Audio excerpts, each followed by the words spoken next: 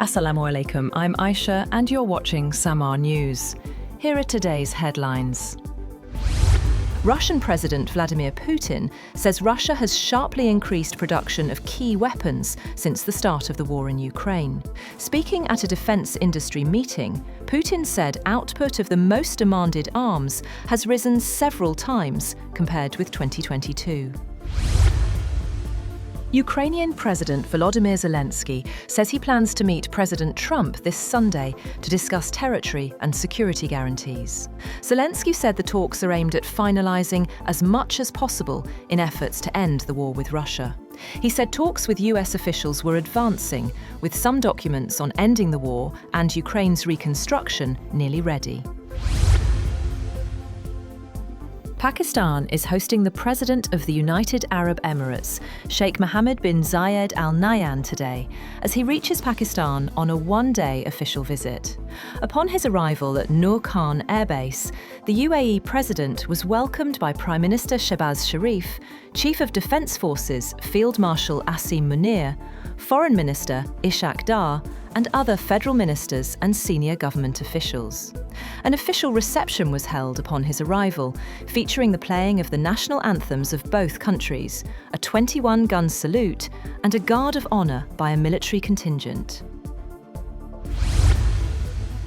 5 people have been killed in an explosion at a mosque of the Alawite minority sect in the Syrian city of Homs. A Syrian health ministry official said 21 others were wounded and that the figures were a preliminary toll, indicating they could rise. Local officials said the blast took place during Friday noon prayers. China's foreign ministry has announced sanctions targeting 10 individuals and 20 US defense firms, including Boeing's St. Louis branch, over arms sales to Taiwan. The measures freeze any assets the companies and individuals hold in China and bar domestic organizations and individuals from doing business with them. Individuals on the list are also banned from entering China. A man has been arrested after stabbing 8 people and injuring 7 others with what was believed to be bleach at a rubber factory in central Japan. 8 people were taken to hospitals after being stabbed with a knife at the Yokohama Rubber Company in the city of Mishima.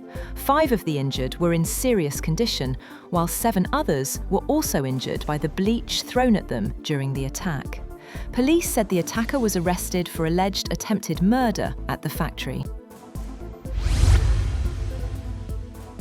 A Malaysian court has sentenced former Prime Minister Najib Razak to 15 years in prison after convicting him on multiple counts of abuse of power and money laundering linked to the 1MDB scandal. The court ordered all sentences to be served concurrently.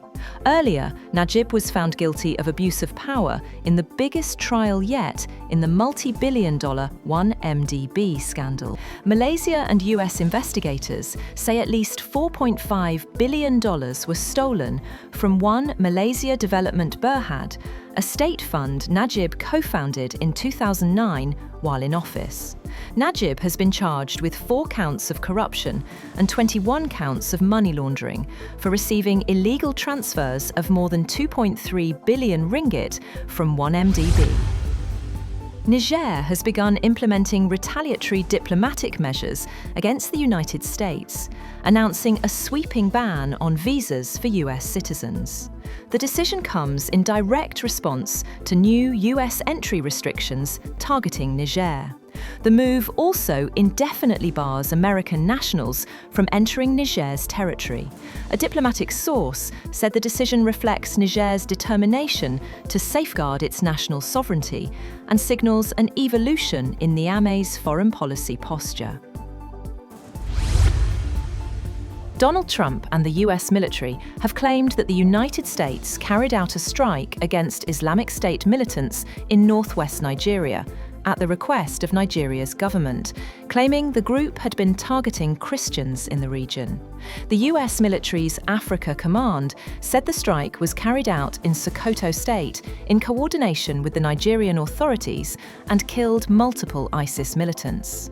Nigeria's foreign ministry said the strike was carried out as part of ongoing security cooperation with the United States. North Korean leader Kim Jong-un has signalled that the country will continue to develop missiles in the next 5 years, as he visited major munitions enterprises in the last quarter of 2025. According to the state media, Kim said, "The country's missile and shell production sector is of paramount importance in bolstering war deterrent." Gold, silver and platinum have hit record highs as speculative momentum and thinning year-end liquidity powered the precious metals, along with markets pricing in more US rate cuts and rising geopolitical tension. Spot gold rose 0.6% to $4,504.79 per ounce, after touching a record $4,530.60 earlier, while US gold futures for February delivery climbed 0.7% to $4,535.20. That's all for now. For more updates, visit www.SAMAA TV. Thank you for watching SAMAA News.